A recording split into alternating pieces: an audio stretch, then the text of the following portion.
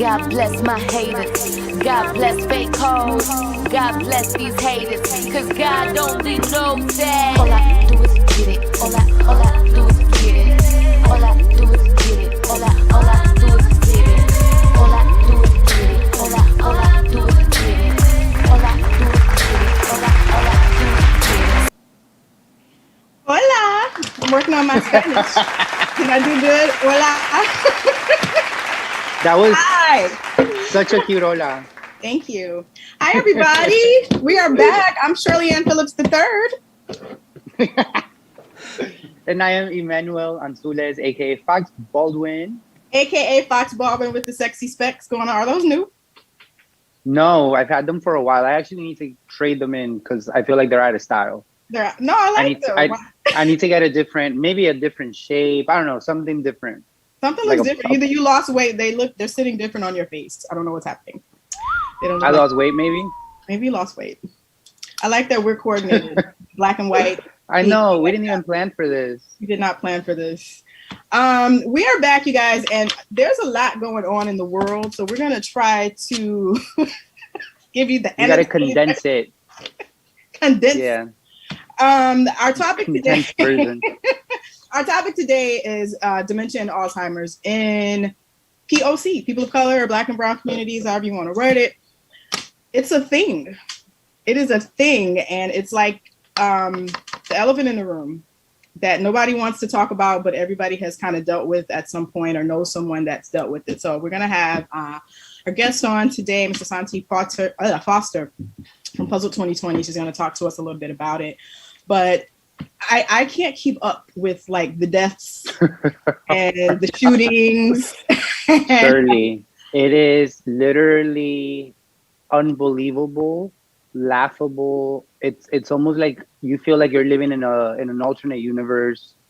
Like, what is happening? Because it seems to be every day. Literally every day that somebody's dying or somebody is getting shot up, or I can't keep up. And it's every day. It's bizarre. Like I can't. I know that the was Federal Express. There was a massacre there. The shooter was only 19 years old, if I'm not mistaken.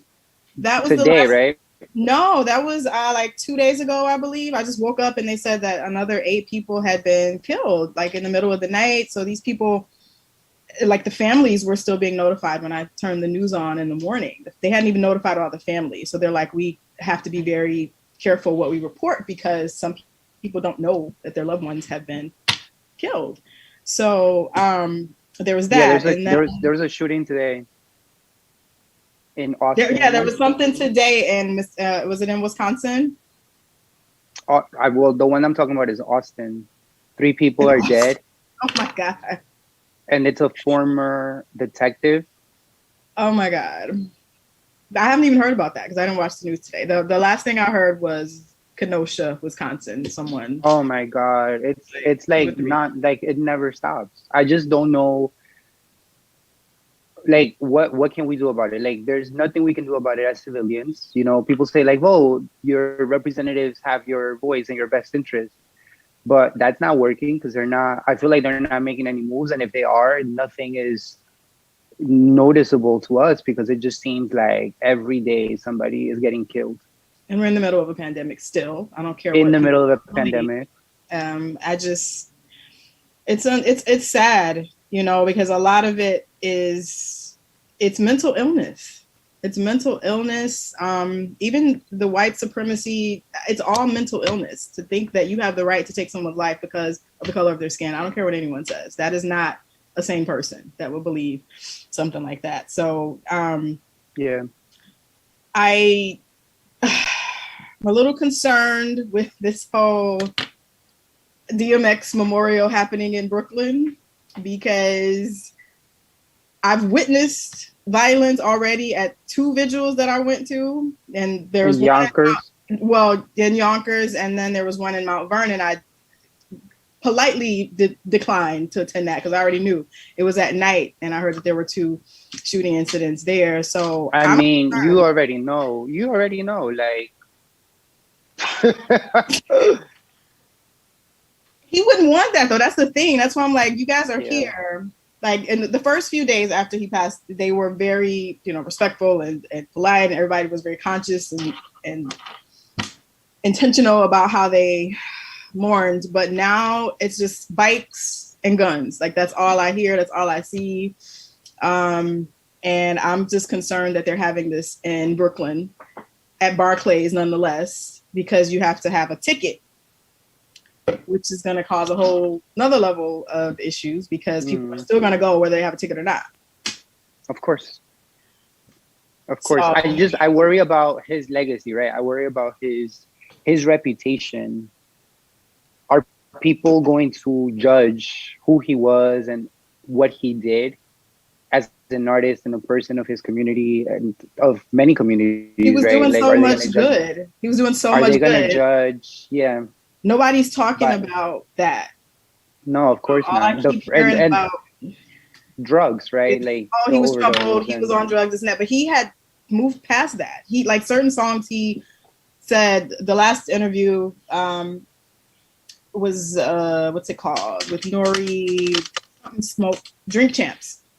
He was talking about how there's certain songs he won't even perform anymore because they're talking about Satan and the devil and evil spirits. He's like, I don't even want that in my space. Like if it's not about positivity and God, like I really don't even want to talk about it anymore. So he had transcended that, and it's unfortunate that they're having these incidents at these vigils. But yes, a lot of people only know his hype music. They know his music that will make you want to shoot somebody. Make him shoot somebody. He was like a whole deacon. Like he was like in the process of delivering sermons at his church, and there was just he wasn't the same DMX that we knew 20 years ago. But I was saying with the Black Rob situation, I'm a little perturbed with how now people are trying to pay homage. I always say give people their roses while they're here. While they're here. And now, everybody's on this self-reflective, woulda, coulda, shoulda bandwagon. And it's like, that man's been sick for a while and he's been broadcasting it. He was very honest, like, hey, I'm homeless, I'm sick, I'm in pain, I need help. Just like about a week and a half ago or so, there was this trending video of him in the hospital. And he was just like, I don't know how much longer I can take. He was cancer, 51 years old. What is it going to take for our communities to get it together with the diet and the lifestyle, the drinking, the smoking? How many more people have to die this young before we get it together? It's like you either die from disease that's caused by your lifestyle, right? Or you're dying by the bullet. The cops. Yep. So I'm either going to get shot by police or I'm going to have a heart attack. I'm going to have a heart attack from that bacon and cheeseburger that I ate. That I eat every day, every morning. And I wash down with an Arizona. And wash down with Arizona and possibly some flaming hot Cheetos. Flaming hot Cheetos. You can't go wrong with those. That's what my students eat. Relentlessly. Yeah, I don't know, Shirley. I don't know that. I mean, I want to say that people are oblivious to their bad diets, but that's not an excuse anymore. Like I think people are fully aware of the choices that they're making. Is it because it's more expensive, or there's this assumption that going on a diet will cost you more? Right? I think, does diet food not taste as well or as good? I actually like it better, to be honest. Like I've been on a health journey for quite a while. I think it's what you're exposed to when you're younger, because you're always taught that vegetables are gross, vegetables are bad, fruit is whack. But if it's presented to you the right way early enough in life, you'll learn to incorporate these habits into your life. But I think a lot of people just grew up on trash and they think that trash is better.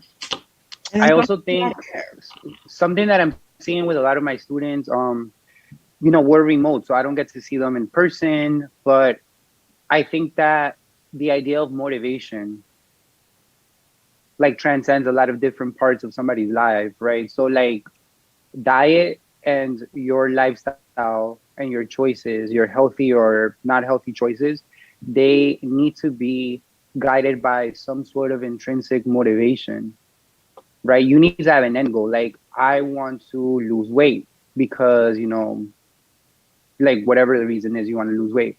Or I want to start eating healthy because I don't want to end up sick like my mother or grandmother. Yeah. Or I just want to, be on a like fitness regimen or whatever the case is, right? Like I feel like there needs to be something that's motivating people. Hmm. And I don't know that what currently motivates them is enough to push them to want to make these better moves for their health. Or that there needs to be a goal and a motivation, or just make it a part of your lifestyle. Like sometimes I'm tired. I may not feel like getting up and brushing my teeth, taking a shower. I just want to lay in the bed, but I know I have to do it.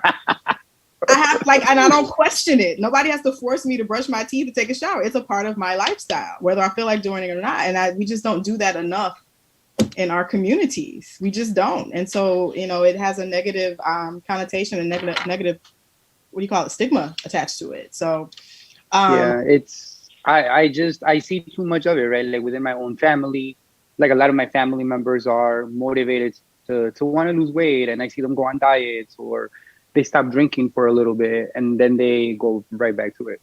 they go right Like back. there's no consistency. I think that accountability partners or someone like maybe pushing you and helping you along the journey would be good, but people are Nobody should busy. have They to have their die. No one should have to they have die their own before you thing wake going up. on. Why are y'all still smoking when they've told you countless times in these very graphic commercials? They show you what smoking long term can do to you, and people still will not. Yep. So I don't know. I think we should probably take a break and then go into our guests. Where we'll talk all day. We will talk all day. But, We sure will. We'll take a quick commercial break and then we'll be right back with our guests on the comment section.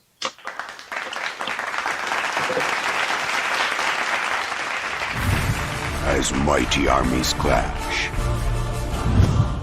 for total domination, the scales can be tipped by one man who has the courage to confront his fate and make a choice that will decide the fate of the world.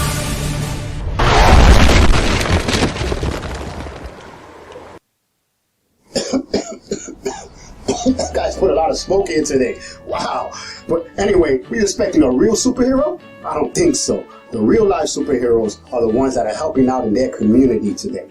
And the LDM show will be there to bring you the events and stories to light. Do you know a real superhero? Let us know. But for now, follow us on Instagram and Twitter, and like us on Facebook. Also visit our websites for photos, videos, and updates.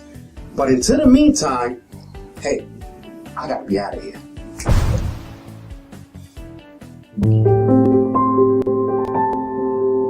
Hey everybody, I'm Will D. I am Javier Luis. I'm Alex Polanco. I'm Jorge Cruz. I'm Shirley Cook. I'm Emmanuel Anzalez. Do you know one in four women will experience domestic violence During their lifetime. and domestic violence abuse can happen to anyone, regardless of gender, race, or other factors? 2 out of 3 homicide cases are Females who were killed by a family member or partner. As domestic violence victims, they face high rates of depression, sleep disturbances, Anxiety, flashbacks, and other emotional distresses.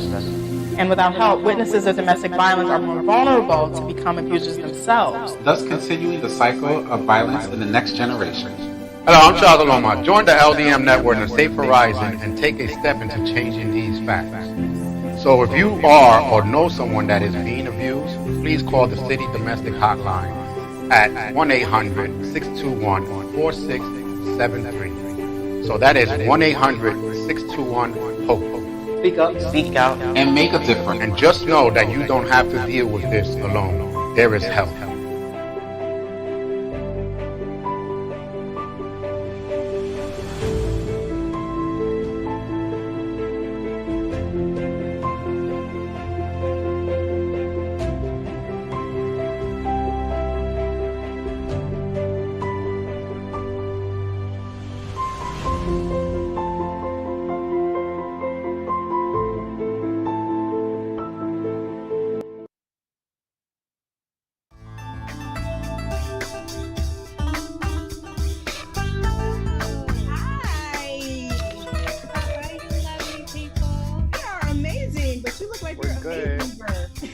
Michael what?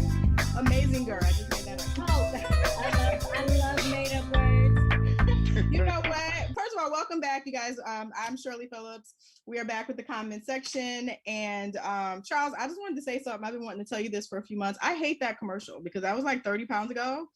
And it brings back bad memories. So we need a new commercial. I hate it. Just wanted to throw that out there. But, we are back with our guest, Miss Asoniti Foster of Puzzle 2020. Hey, welcome. Very excited. Hello. Very excited. I actually found out I had posted the ad the flyer on Instagram, and she was actually my best friend in K through 8, named Sarah Washington. Her musician name is Arrow or Arrowverse, but she said she worked with you in California at some point. So I don't know. Wow. I don't know when or where. Small world. Right. Social media makes it even smaller. But she had nothing but positive things to say. She said you were awesome. So that's dope. Oh, all right. Well, thank you. All right. So for those of you that just joined us, our topic today is we're talking about Alzheimer's and dementia in Black and Brown communities and why it just goes untalked about. It's not discussed enough. People are very, very ignorant and in the dark about what it is, why it is, and who it is likely to affect. So Asoniti, can you please tell us, first of all, what is it that you do? What is Puzzle 2020? Just give us a little bit of background on what it is you're doing. Puzzle 2020 is an Alzheimer's awareness company. It started because both of my grandmothers died from Alzheimer's, and then a great aunt of mine died from it, and then another great aunt of mine was diagnosed with it, and recently my grandfather was diagnosed with it, and I'm one of his caregivers. But he was just diagnosed last year, the top of summer 2020. Wow. And so, but prior to his diagnosis, it was like everything you just said. Why aren't we talking about this? This makes no sense to me. What really pushed me into doing it was the fact that I discovered that women are more likely than men to have Alzheimer's, and African-American women are twice as likely to have it. So I was like, wait a minute, that's 2 checks for me, right? Already. Let me go and see how deep this rabbit hole can get, just me personally. And then it was like, somebody should do something about this. This is not right. We're dying at alarming rates. And then I promise you, it was like, as I was looking in the mirror, getting pissed off about this, it was like, you should do something about it. Okay. You do something. Exactly. What do you mean? Like, I'm having this conversation with myself, right? Like, what do you mean do something about it? It's like, well, you could do something. So I really have a mass communications background, right? The industry, working on different scripted and non-scripted television shows. And it was like, okay, well, what can I really do? How can I put my skills to use with this passion I now have, right? And not just a passion for myself, but for everyone. It's a global position. And it was like, okay, do a documentary. I'm like, okay, how am I going to do that? I don't have this, I don't have that, I don't have this. And it was like, but you have this, right? So it's like, okay, well, I'll do it. And just kind of self-motivated, with let's make this happen. I was listening to you guys commenting earlier about, how do you get motivated again? And motivation really does start within, right? And I don't want to paint this picture like I've always been self-motivated. I've always had it together, because that's totally not the case, right? Even prior to my grandmother's dying, prior to all of this really came from tragedy, right? From stress, from sadness, the stuff that our emotions, right? A dark place that I was in, and grandmother died, other grandmother died, it was just heavy and sad until it was like, this can't continue to. I can't keep doing this. What was the time frame in between these deaths? Oh my God. So first, my daughter's father died on Christmas Day, 2015, from a motorcycle accident. Oh God. Super heavy. Then 6 months later, my grandmother dies. My maternal grandmother dies from Alzheimer's. 6 months later, I was like, okay. Oh my God. Wait a minute, God, you got to be kidding me. Oh my God. Got to be kidding me. Wow. I apologize. I lost you guys. We can hear you. We can see you. Oh, you can? Okay, I can't see you guys. Okay, there we go. And then, right? Okay, and it was just heavy and sad and like, oh my God, how do I get out of this? And then I still have my daughter, right? This bundle of joy that's like, she still deserves to She's live. an infant at this time. She's like, at the time when all of this first happened, she was 5 turning 6. Okay. And everything, you know, and I'm trying to be super strong for her, right? Listening to as much gospel music as I can, or just uplifting music, just sounds that could uplift my spirit to smile for her. For her. And then, you know, after both my grandmothers died, I got a call asking if I would help with a great aunt of mine who was suffering from Alzheimer's, and she was transferring from independent living, right, living in her own house, doing well, to now assisted living, right? Because Alzheimer's has now just, it's really taken over. Absolutely. Yeah. Absolutely. She can no longer stay in the home by herself with her husband, nonetheless. And so I started just hanging out with her. Remind you, she's like 90 years old, right? Mm-hmm. The sweetest woman ever, sweetest, you know, and yes, she repeated herself a million times. Yes, she said things that sometimes didn't make sense, but I absolutely loved being with her. Did she recognize you each day, or was it intermittent, like come and go? Absolutely. I think more so she recognized me because, well, for one, I've always known her, and I know that is a huge issue with people who suffer from Alzheimer's, that they forget who their loved one, who people are. But I believe they don't forget their loved one, right? Okay. Because love is not something you see, love is something you feel. That's right. Energy is transferred, and so it was very important for me to not treat her like she had Alzheimer's, right? But still, like she was still a real person, you know, like her mind still mattered to me. Even though she was 90, and even though she was in and out of her quote unquote right mind. And what I'm concerned about, like you said, African American women are twice as likely to get it. Or maybe I saw that on your page. No, you're right. Yes. A lot of us are in our latter years, our twilight years, alone. We're not getting married. And it's like, what do you do if God forbid you are stricken with this? You have no husband. In my case, I'm not married yet. I don't have any children. I'm 45.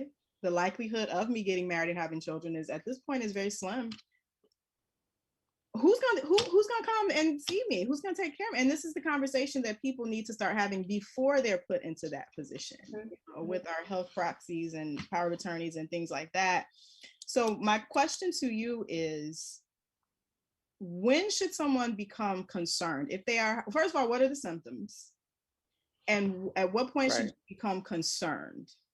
Okay, so Alzheimer's, and let's separate what Alzheimer's and dementia is for a second, because a lot of people will say, oh, like when I talk about Alzheimer's, oh yeah, I'm familiar with that. You know, my mom has dementia.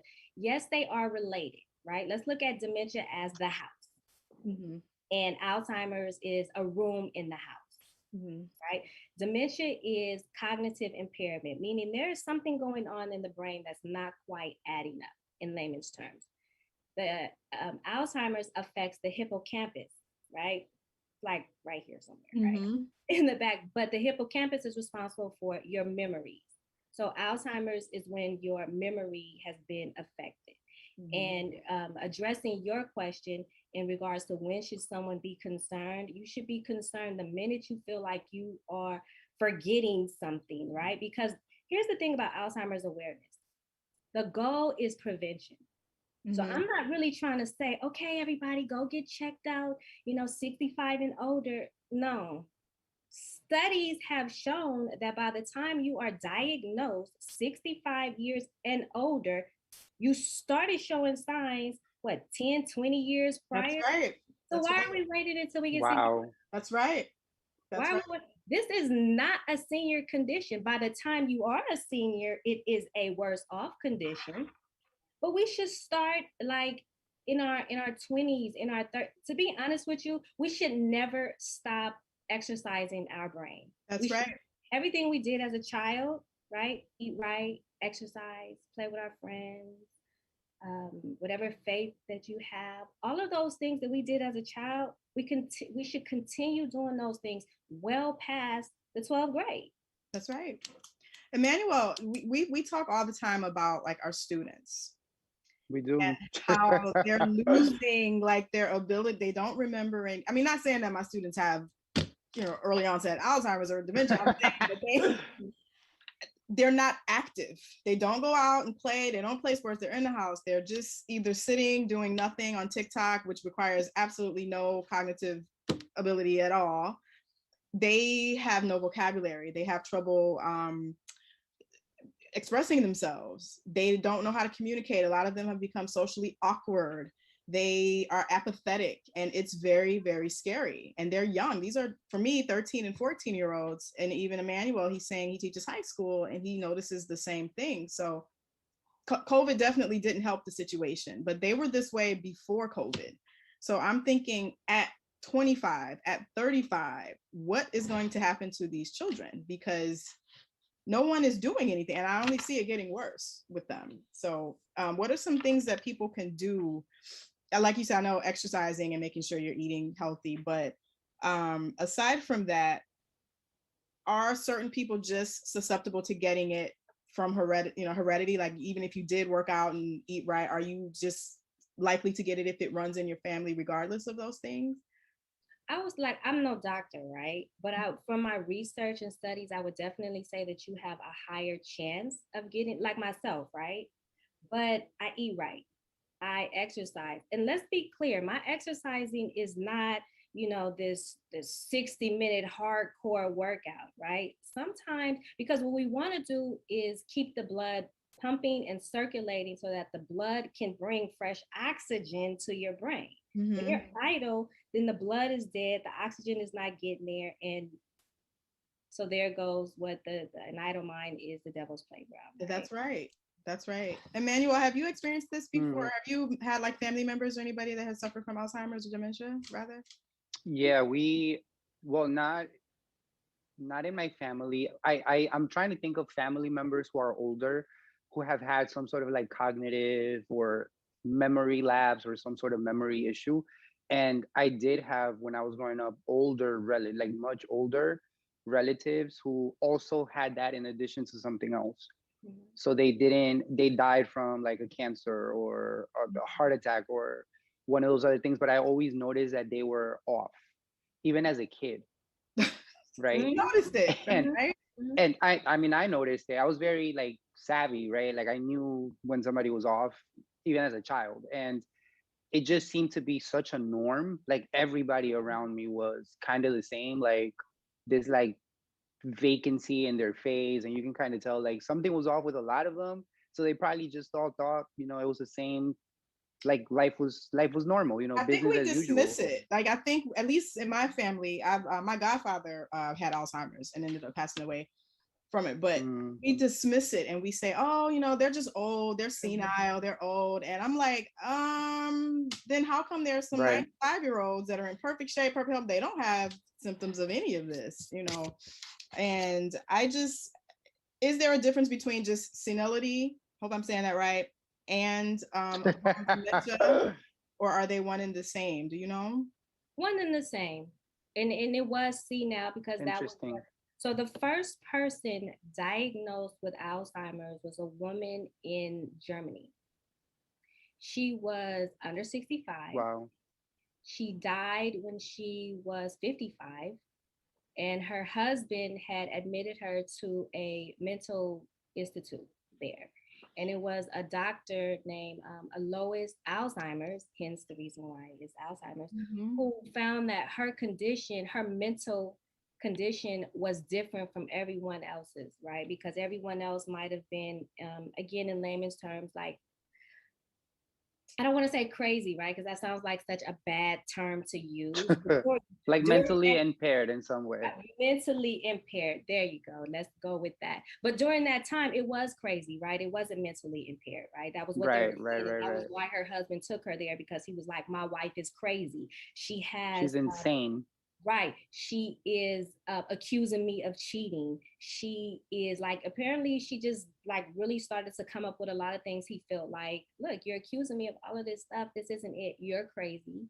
And I'm putting you in a crazy hospital because, and I'm only using those terms because that's how they classify. That's what they How used they back then. classified it. Absolutely, absolutely. Until Dr. Alzheimer's was like, wait a second, this is different, right? Yeah. Why is it that when I ask her her name, she can tell me her name, and then when I ask her again, she'll tell me her husband's name? It's like, wait a minute, this is something totally different. And when she died, he actually, they donated his brain to her, and that's when he discovered that there were plaques and tangles. So I don't want to use the word diet because I feel like diet scares people, right? That means elimination of something, right? Healthy habits.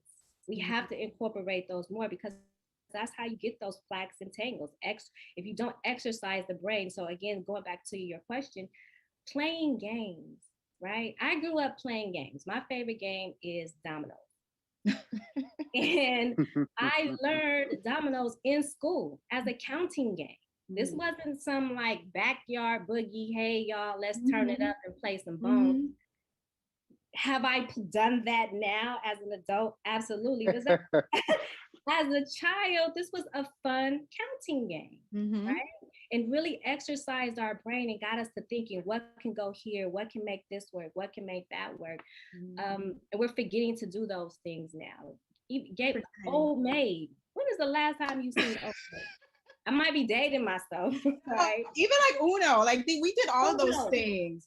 Uno, spades, dominoes. Oh my God. Can I tell you guys an Uno story? So once a week we go into school and we have kids that are coming into our learning center, as we call it.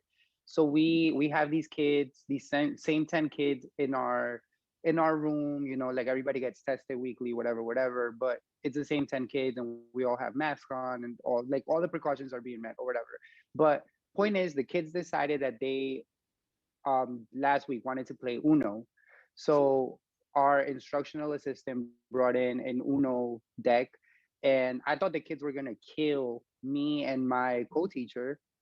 I thought they were gonna annihilate us because they play it all the time. Right. They had no concept of strategy. No concept of strategy. They were just throwing cards around, like forgetting some of the rules. And I'm like, it's because they don't exercise their brain. They do not. Right. And then that shows up in the way that, like, if I ask my kids to write an analytical essay or make them have a discussion about something going on in the world, a few of them will be the standouts. But the majority of them are kind of just regurgitating ideas, but they're not formulating their own. They're not. So I always encourage like mothers of younger children to play, like to give them puzzles and give them activities where they will, you know, exercise their brain. Like, you know, those boxes with the shapes and little kids have to put the like pieces into them, right?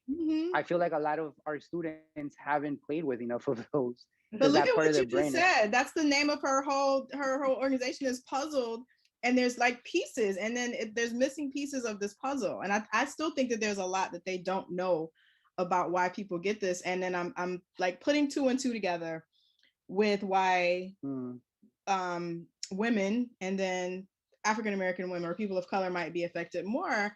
There's a huge amount of stress and a huge amount of like we said, inactivity, which makes us prime candidates. I know stress, and that's what I wanted to ask Asoniti. What have you found about the relation between stress and just being overwhelmed with someone, you know, that developing Alzheimer's? We are mentally constipated. I love that. I love it. I mean, honestly, right? We don't talk about this, so it's bottled up, right? We don't do the mental exercising, so it's bottled up, right? In mental exercising, whether it be games, puzzles, reading, meditating, prayer, you know, a laundry list of them. We don't do any of that. And so we're constantly backed up. And then now, again, plaques and tangles, right? Wow. It's like, you know, if you don't brush your teeth and floss, every day, every night, that plaque is going to build up. Right? Now you have cavities, bad breath, right? Bad Right. breath. And here's the thing. Here's the thing with Alzheimer's, just kind of, using the whole brushing your teeth, right? There's signs to letting you know this is getting worse, right? It starts off with brushing your teeth, bad breath, right? Okay, now you have a cavity. Now you need a crown. Now you need this. Now you don't have any teeth, right? You're like, what happened? But there were signs. And you happen to be 65. There were signs. But so now it's like, damn. This is what drew me to her page, because we joke about it. Manuel makes fun of me. They say I have special needs, but whatever. They make fun of me, talk about I need a para, and but it's really not a laughing matter, because I've been doing research on this, and they said it about 20 years before, like she said, is when you're going to start seeing symptoms. I don't want to put that in the universe for myself, but I definitely have issues with memory.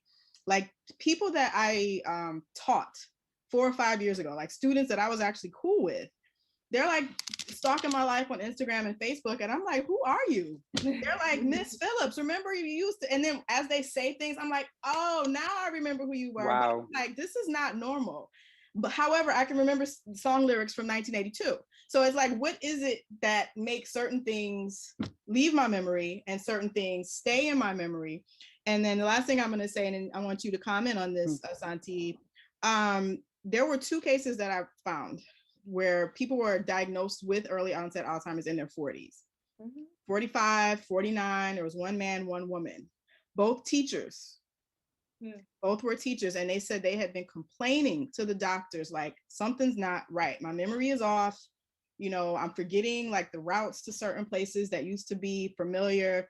And all the doctors just said, oh, you're just stressed out. You're just overwhelmed. Like, you'll be fine. It's nothing. And both of them ended up contracting. It's not a, they both got Alzheimer's at like 49, 55. And I'm just like, this needs to be broadcast. Like, everybody needs to know about this so that we don't, we can start at least trying to prevent it, and have you heard about that? Like, what's the youngest case that you have heard or come across in your research? I've come across a woman who she was like 35. I was like, wow. And I want to say she was either pregnant, or just had a baby, and it was like, wow, and if that was just the one case that I read about, right? Lord knows how many other cases are out there like that haven't been published, unreported, because we don't want to talk about this. I want to just try to figure this out myself, which is totally fine if you want to self-diagnose yourself, but also self-treat yourself. Yeah. Right? And something else that you had said about, stress and things that we can really do to prevent this. We don't sleep. We lay down, right? Yeah. We get full and get knocked out, but we do not sleep. And that was the most important part of it to me, because we are working, right? We're on these digital devices all day, all night. Our brains literally are fried from blue screen, right? Or blue light. Then we take a shower, we get ready for bed, right? And by now it's midnight, 1 o'clock in the morning. Jesus. We lay down, we conk out because we're exhausted, but we're not sleeping, we're not resting, right? And here's what happens when you go to bed at least by 10 o'clock, is that when you're sleeping, and don't eat at least 2 hours prior to you going to sleep. So your body can go to sleep with you, and your brain can dump all the toxins from the day, not just from work, right? But things that you smelled, bad, right? Things that you may have read, people that you were around, the energy, environment, everything that your body is consuming goes to your brain. Everything. And if we don't sleep, if we don't rest, so now our brain can't clean, it can't dump all of that stuff out at night because it's constantly working, it's on work mode still. Then we wake up and we're exhausted. You're exhausted, and you do it right back again the next day. We repeat. I try to turn everything off by 10 o'clock, including my daughter. Get turned off too. Right, absolutely. Because because she's home, she's like, oh, I could just stay up all night, and then she really wants to get turned up when it's time to go down. I'm like, if you don't go to bed, it's like 9:30, go to bed. But Yeah. Mom, oh, I can't laugh. Oh, I can't. If you don't stop it, lay down somewhere. As my grandparents used to say, go lay down somewhere. Right. Exactly. And then by the time she goes to bed, she's out, and then she can wake up refreshed. And when I really started to notice that in her, it was like, wait a second, this thing to me is like twice an adult, or twice a child, once an adult, right? Mm-hmm. Everything we did as a child, we didn't stay up. At least I did. I didn't stay up to 1 and 2 o'clock in the morning on a Tuesday night. To go to bed.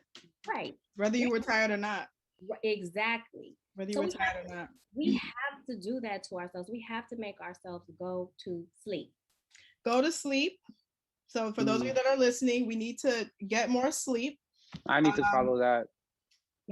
Emmanuel, you're tired right now. I can tell. You're sleepy. I'm exhausted, and I mean, I'm a night owl, so I'm always up late at night. I feel like I'm the most productive at night, but that's the way I've always been since I was a kid. So for me, getting up in the morning is always like hard. I can do it, and I can be really like refreshed if I get a good night's sleep, but I feel like I'm most effective at night. And I feel like a lot of our kids are the same way. They'll like send me an email at like 2 in the morning, 2:30 in the morning. I got an email. I'm like, go somewhere. It's about to be 7 o'clock at night, but they're up all night, every day. Up all night. And adults are even worse. But I wanted to ask you about the, not like you said, not just the eating, not just the physical activity, but drinking, especially in my age group. Like I'd say like between 30 and 45, at least in New York. There's a lot of drinking going on. I gave up alcohol in 2019, praise Jesus. But binge drinking, when you're going to these brunches and you're having unlimited this and unlimited that counts as binge drinking. And people are drinking a lot. And they said alcohol most definitely has an effect on your memory. Yes. Memory.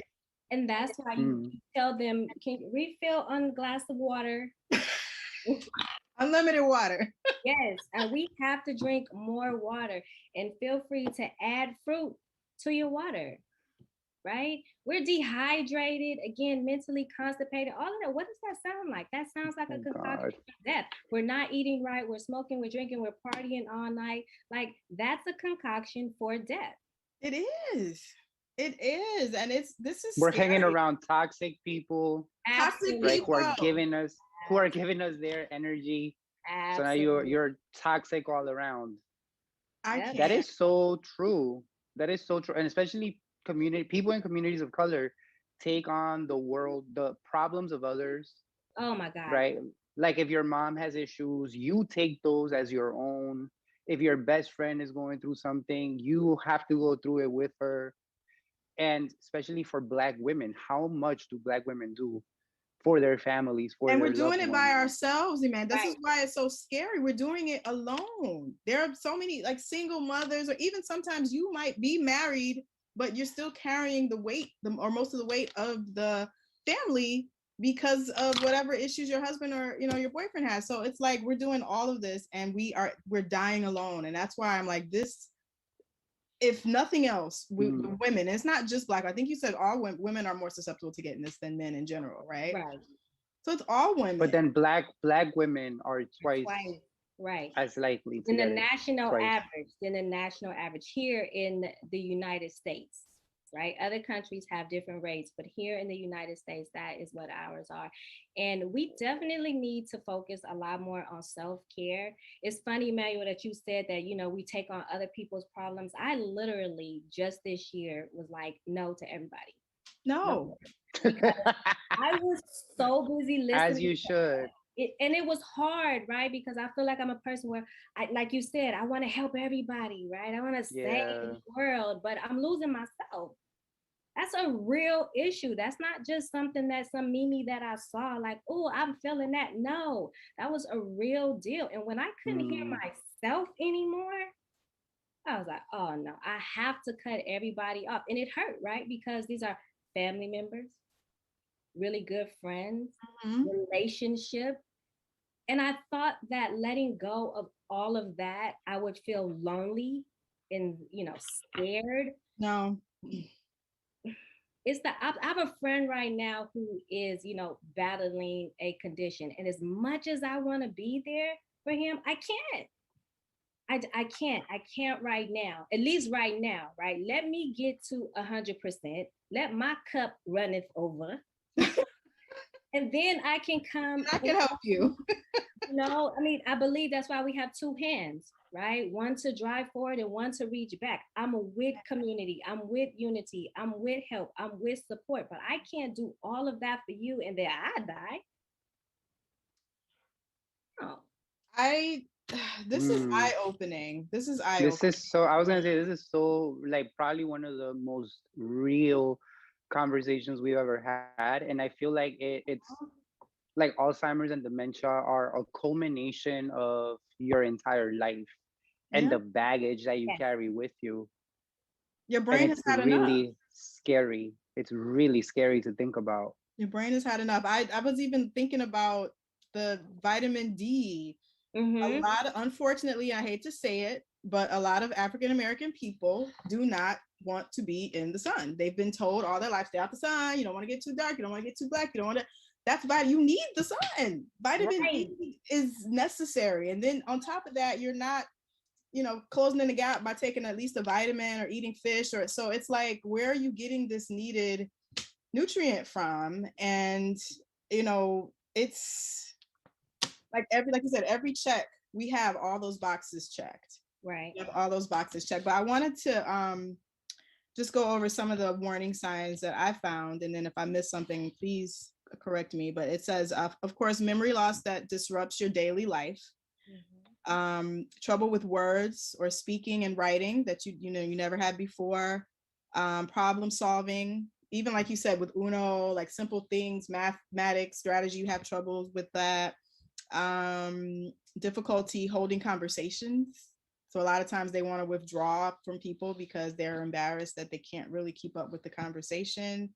Loss of initiative, and then misplacing like everyday items, keys, cell phone, things that you normally would have a grasp on, you can't find. Asking, like you said, asking the same question over and over again, or saying the same answer over and over again. And I feel like there's definitely stages to Alzheimer's, right? It doesn't just hit you right at one time. And these by the time you're diagnosed, that's when it's like, oh, it's hit you, right? But I think that there are other earlier, maybe subtle signs like, oh, where are my keys? Right? Like, okay, one time today on a Monday and then again on Thursday. And then it's like, oh, I'm just so busy. I need to slow down. I am moving way too fast. Yep. Well, yeah, that's part of it, right? We need to slow down. It's like our bodies are moving faster than our brains.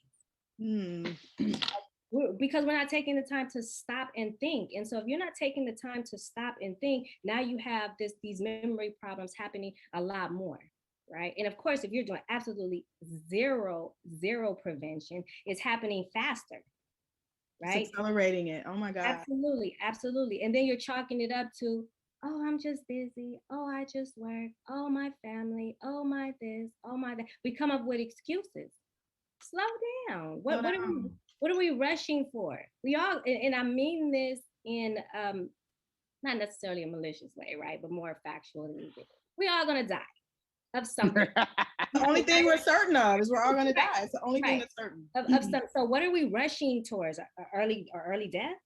Death. Yeah. Rushing for that? Really? we don't care about quality anymore. It's all about quantity. It doesn't make sense.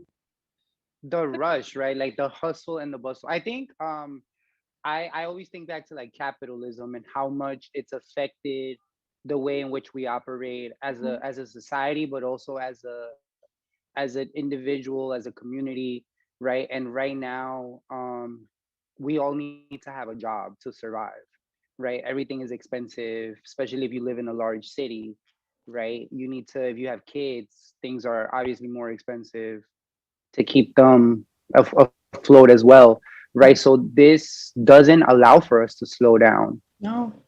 So I wonder what the rates of Alzheimer's and dementia are in societies where capitalism is not really as large and toxic as it is here, right? Where you can have a little farm and be self-sustainable, while at the same time, like living at a slower pace. I wonder what the rates are in those societies and whether or not they're as large as they are here. And also, like, it's just in different socioeconomic, tiers.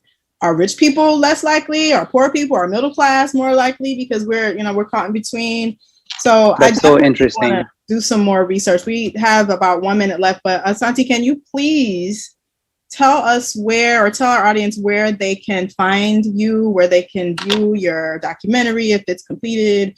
Right. So Facebook. So we're at social media Puzzle 2020. That's Instagram and Facebook. And then I want to add this too.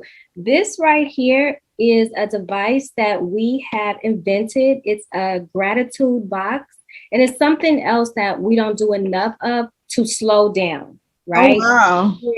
Instant help, because we live in this instant world, right? Like you were saying, rush. This can give you the instant gratitude to slow you down, to think for a second, right? You bank your blessings here. It comes with this box. This is dope. Oh my God. You open this up. You have 60 cards right here that say, I am grateful for. It comes with a pen, and you use this as often as you like. Of course, using it daily can help with the slowing down. It can help with a lot of times, if we're just grateful for the things we have right now, everything we need will come. We don't have to rush to go and get it. It'll start to come to us because we're grateful for where we are right now. You write on the back, you fold it up, and you put it right in here. And that's dope. And they come in. I love that. This is our clear. This is our green. They will be available on our website, which is www.puzzle2020.com. That'll be up next week. So this can be a helpful, friendly start. We will definitely post that. I need one. Emmanuel, I'm getting you one. I need one. Thank you so much, Asoniti. I think we're out of time. Hopefully we don't get cut off, but thank you so much. Thank you everyone that tuned in. Please, guys, prevention. God bless fake hoes. Thank you for having me. Thank you, Asoniti. Thank you for everybody. Bye, everyone.